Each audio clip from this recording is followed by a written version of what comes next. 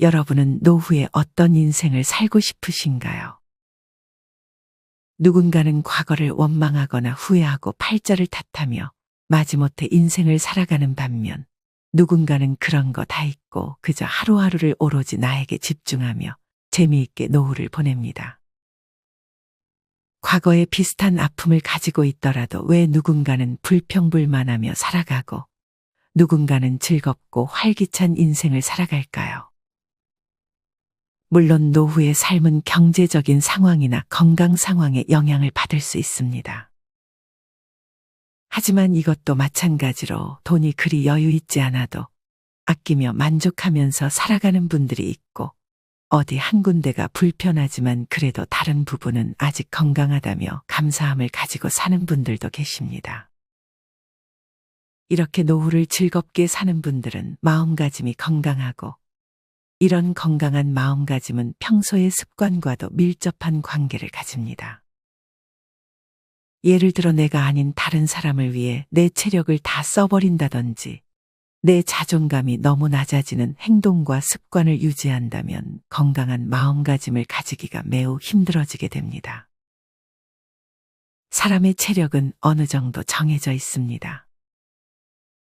나를 돌봐야 할 시간에 다른 것에 시간을 쏟게 되면 좋은 습관을 유지할 수 없고 나를 돌볼 수 없게 되는 것입니다.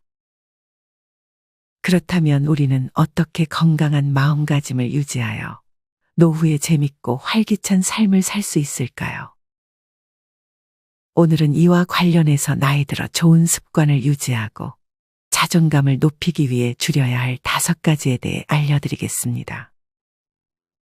첫째는 다른 사람을 위해 내 체력을 지나치게 많이 쓰는 것을 줄여야 합니다.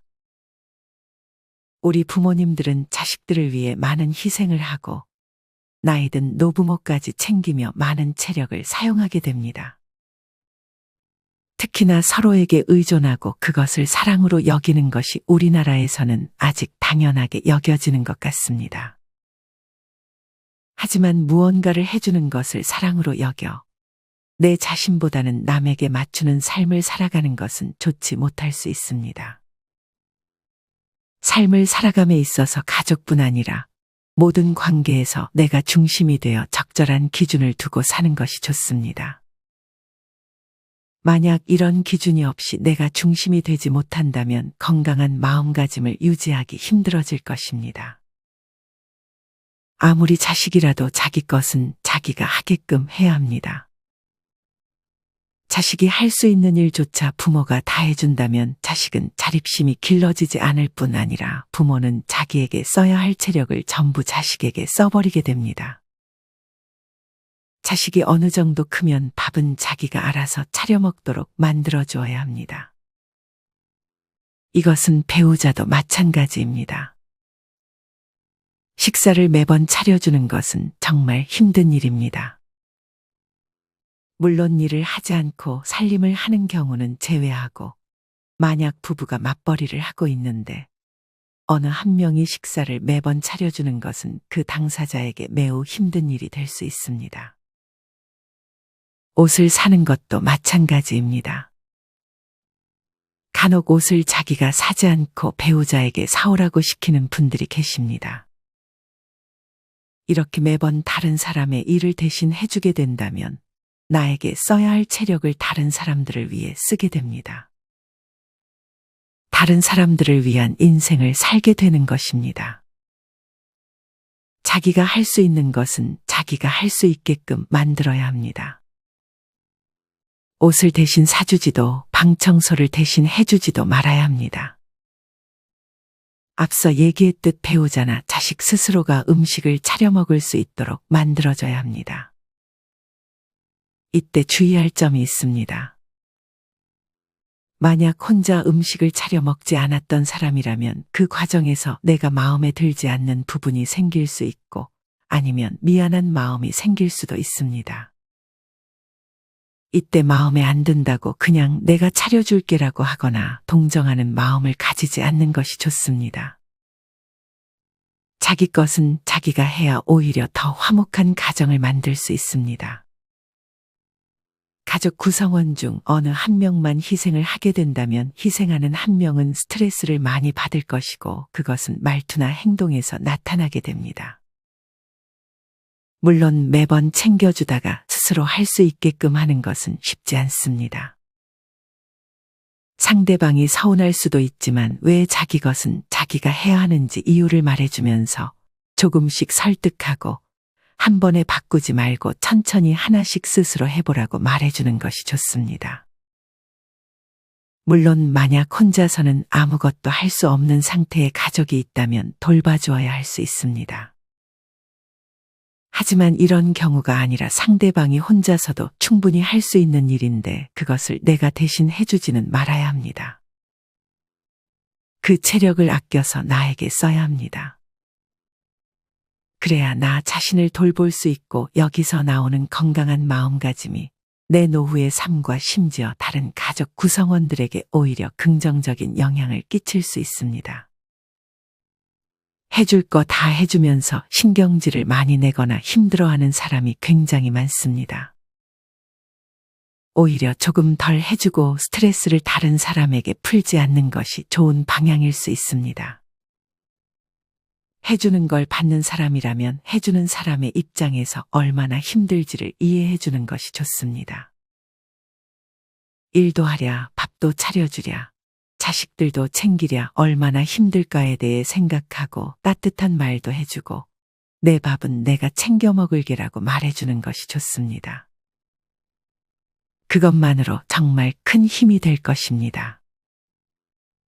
어떤 관계도 누구 한 명에게 의존하는 관계가 되면 힘들 수 있습니다. 필요할 때 도움을 주는 정도로 지켜봐주는 연습을 할 필요가 있습니다. 가족을 위해 희생을 많이 하시는 부모님이 계시다면 이제는 다른 가족들을 위해 너무 다 해주지 말고 혼자 스스로 할 수 있게끔 만들어주고 자기의 삶의 그 체력을 나눠주세요. 지금부터 하지 않으면 평생 챙겨주기만 하는 인생을 사실 수도 있습니다. 간단한 거 하나씩 스스로 할 수 있게끔 시켜보는 연습을 하신다면 노후의 삶이 더 여유 있고 행복해질 것입니다. 노후의 건강한 마음가짐을 위한 두 번째는 집에 있는 시간을 줄이고 햇볕을 쬐는 것입니다.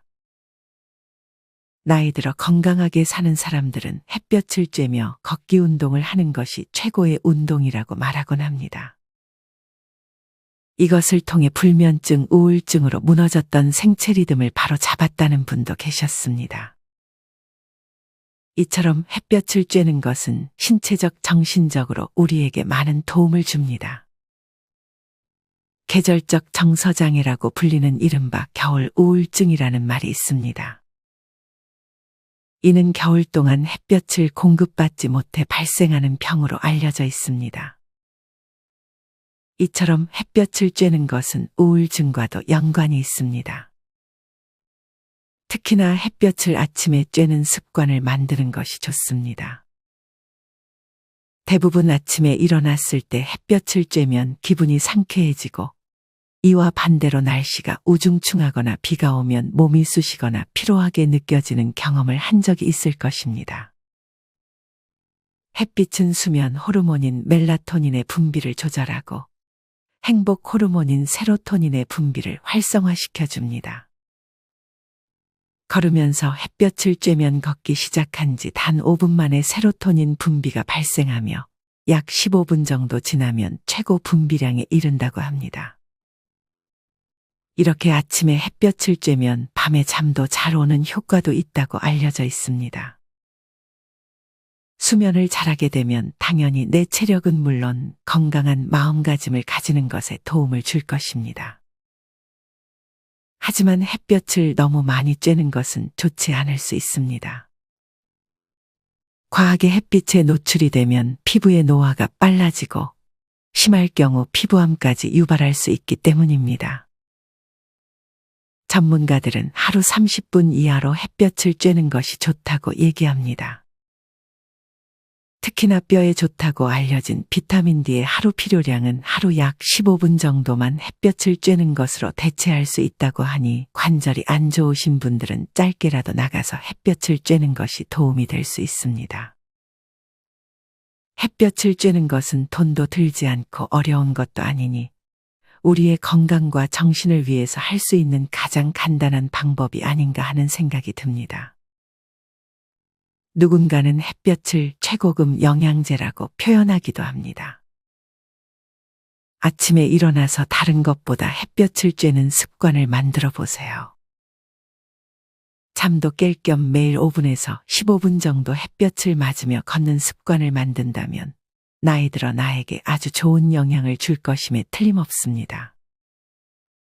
노후의 자존감을 높이기 위해 줄여야 할 세 번째는 관리 안 하면 나에게 날 수 있는 냄새입니다. 아이들은 솔직해서 간혹 노인분들에게 냄새난다는 말을 하곤 합니다. 지금이야 워낙 정보도 다양해서 노인분들께 나는 냄새가 많이 줄었지만 예전에는 지금보다 더 심했다고 말하는 분도 계셨습니다. 특히나 귀를 잘 닦지 않는 것이 냄새의 주된 원인이 될 수 있습니다. 아무리 씻어도 귀 속이나 귀 뒷부분을 닦지 않으면 냄새를 잡을 수 없다고 합니다.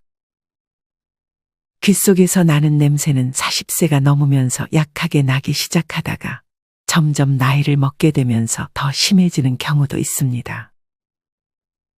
이런 이유로 귀 주변과 귀 속을 잘 씻어주시고 잘 닦아주시면 냄새를 많이 줄일 수 있습니다. 나이가 들면 씻는 것과는 별개인 것으로 나는 냄새도 있다고 합니다. 노인의 몸에서 나는 특유의 냄새는 대부분 체내에 노폐물이 쌓여서 체외로 발산되는 채취로서 물로 씻어서 제거할 수 있는 것이 아니라고 합니다. 장기적으로 수면질이 안 좋거나 스트레스가 많거나 혹은 술을 많이 마시거나 자극적인 음식을 즐기면 인체 기능이 저하되고 순환장애가 생기면서 인체에 노폐물이 쌓이게 되고 그것이 발효되어 체외로 냄새를 배출한다고 합니다.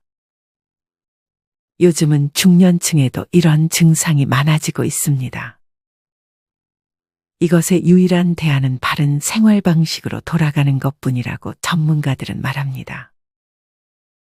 결국에 냄새를 제거하기 위해서는 수면을 잘 취하고 건강한 마음가짐, 좋은 식습관 등에 뻔하지만 잘 실천하지 못하는 것들을 신경 써주는 것이 중요합니다. 이와 더불어 내가 평소에 신경 쓰지 못했던 곳들을 잘 씻고 잘 닦아준다면 냄새를 줄이는데 효과적일 것입니다. 냄새가 난다는 말을 들으면 아무래도 자존감이 떨어질 수밖에 없습니다. 만약 내가 평소에 그런 것을 잘 관리한다면 자존감도 올라가고 그것을 바탕으로 좋은 습관을 지속하며 건강한 마음가짐을 가질 수 있게 될 것입니다. 노후의 건강한 마음가짐을 위해 줄여야 할 네 번째는 넓은 집에 대한 욕심입니다. 해를 거듭할수록 1인 가구, 2인 가구가 늘어가고 있는 것이 현실입니다. 대개 자식들은 출가하여 살 것이고 노후에 혼자 살거나 배우자와 함께 살게 될 것입니다. 이때 너무 넓은 집은 청소하기도 힘들고 잘 활용하지 못할 수 있습니다.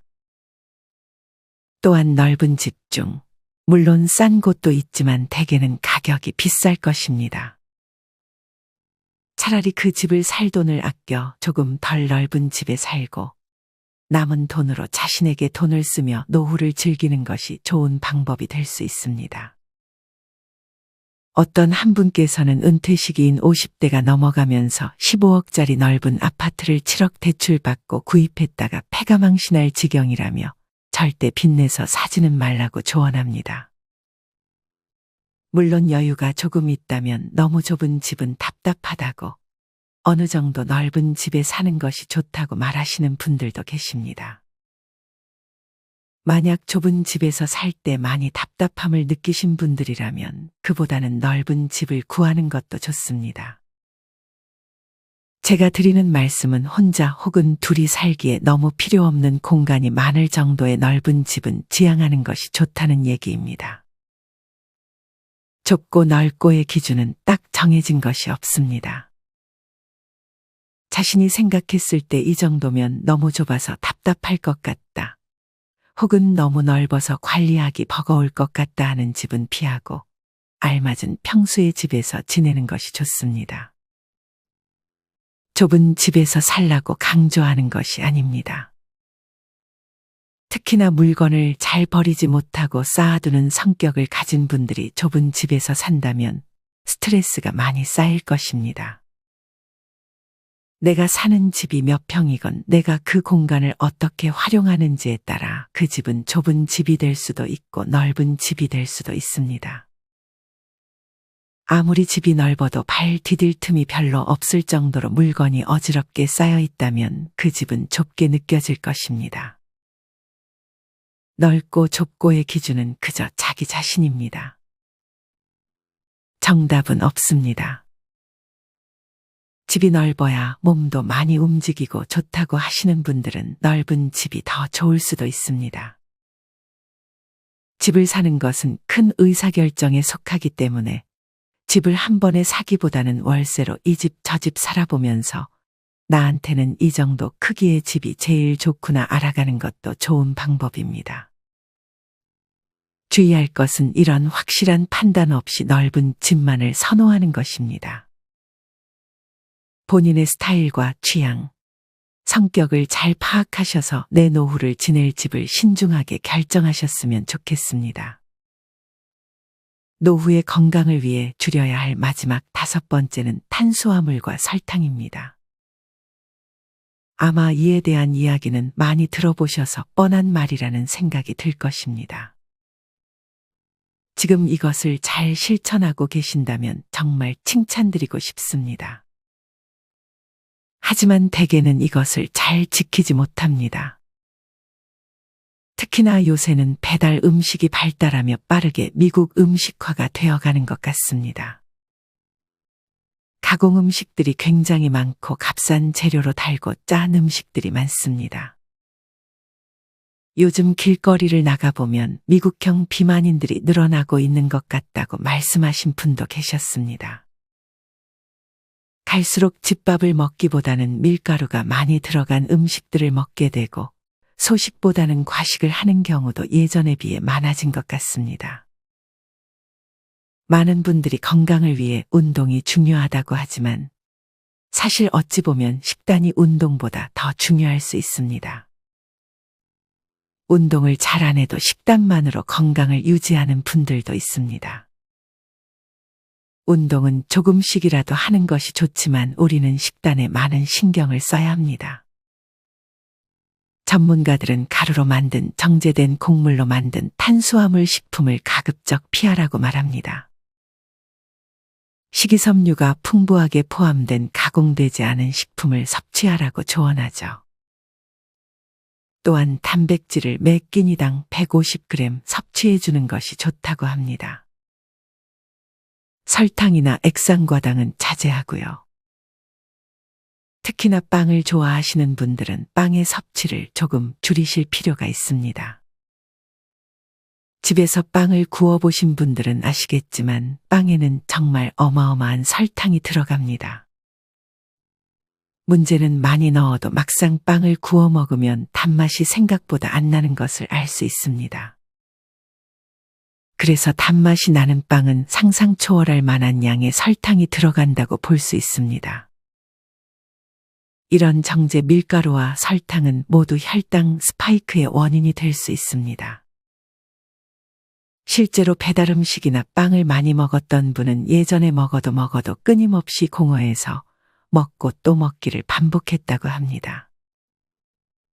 그래서 주 식단으로 통곡물과 야채를 많이 추가하니 속이 편안하고 더부룩함이 사라졌다고 말합니다.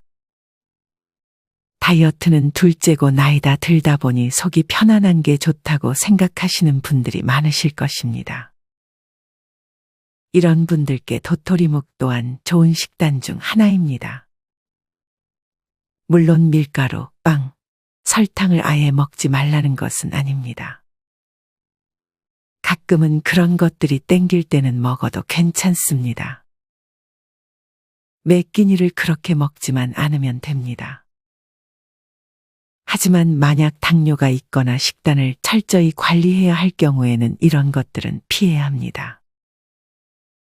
이런 경우가 아니라면 음식이 주는 행복도 가끔은 얻는 것이 좋습니다. 아침에 빵과 커피 마시는 즐거움으로 기쁘게 일어나고 저녁에 술과 고기 먹는 낙으로 낮에 열심히 일한다는 분이 계셨습니다. 살은 못 빼도 먹고 싶은 거 다 먹고 사니 정말 행복하다고 말이죠.